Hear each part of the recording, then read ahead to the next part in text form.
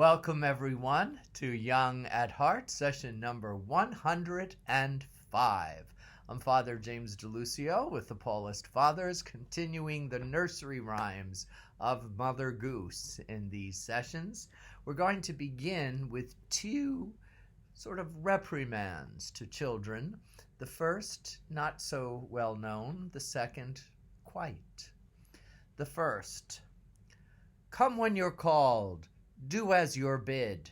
Shut the door after you. Never be chid. Actually, it would mean chided, never be reprimanded. How often did our parents have to tell us, close the door behind you, when we either ran out or ran in? There's another variation, though, and it seems this poem was more often used for servants rather than children, and it went like this. A good servant must always come when he's called, do what he's bid, and shut the door after him. Now this was meant to be addressed to a cranky child, or a particularly sulky one, and I never thought of it as its appellation cross patch refers to the sulky child, but you know this one. Cross patch, draw the latch, sit by the fire and spin.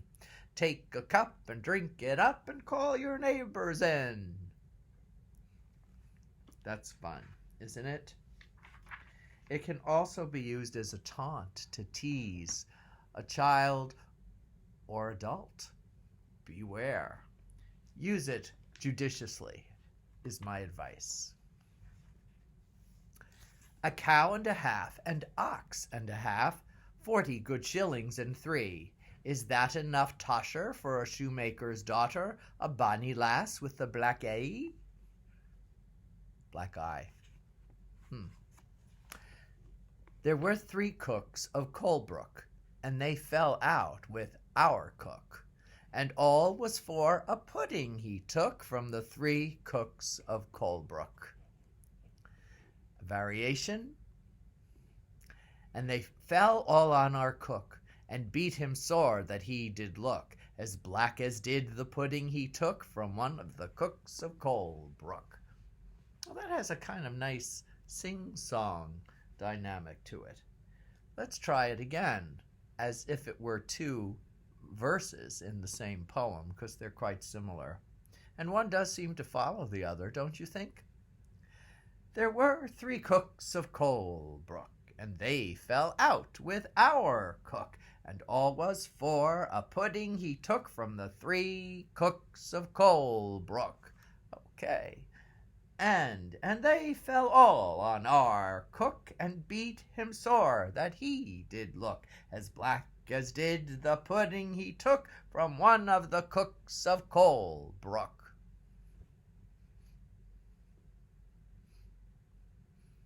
We'll slow down.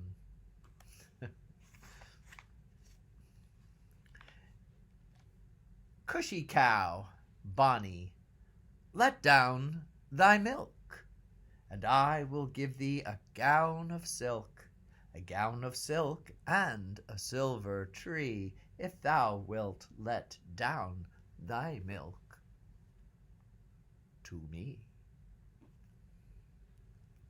Make 3, here's a riddle.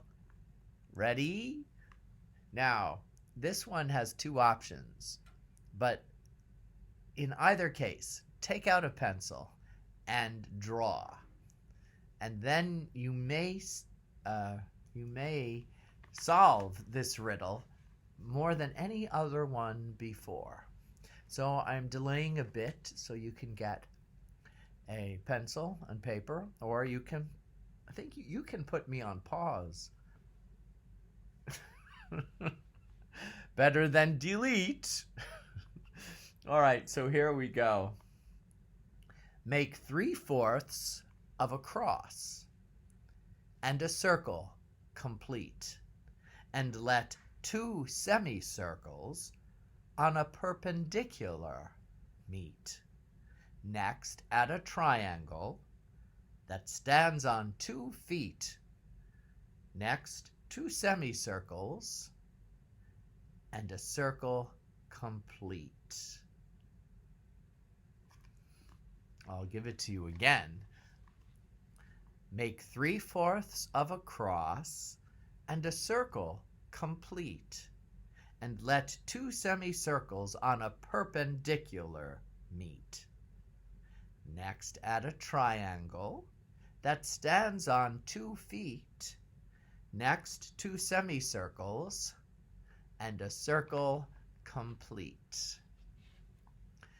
All right, so the hints are each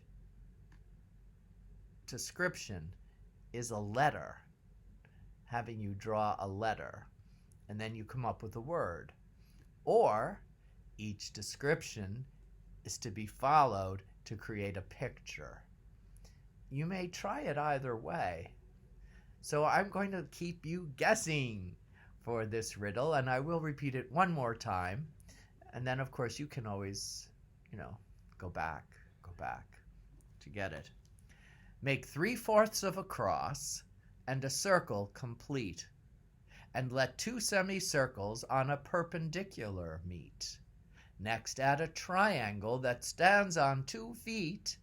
Next, 2 semicircles and a circle complete.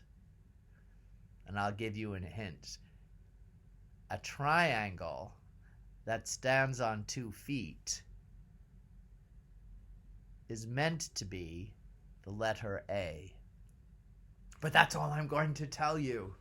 So you have fun, and until next time, stay healthy, wear your masks, keep safe, and God bless. Have a good evening, everyone. Bye.